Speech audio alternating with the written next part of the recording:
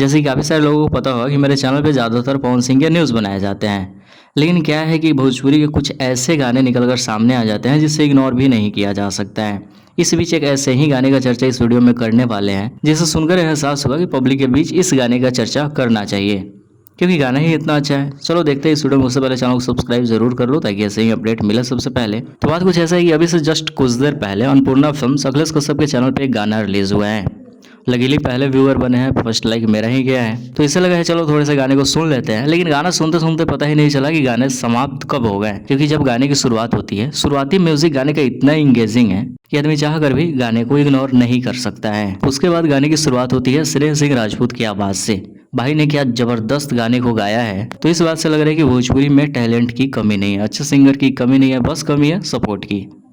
तो वीडियो को डिस्क्रिप्शन में लिंक डाल दिए हैं वीडियो करके फुल गाने का, आप सब जाइए जल्दी गाने को सुनिए। और गाने अच्छे लगे तो प्लीज़ गाने को शेयर करना बिल्कुल ना भूलें। इस वीडियो का अपडेट यहीं सोचे फैंस के साथ शेयर करते हैं। मिलते हैं बहुत जल्द नए वीडियो के साथ।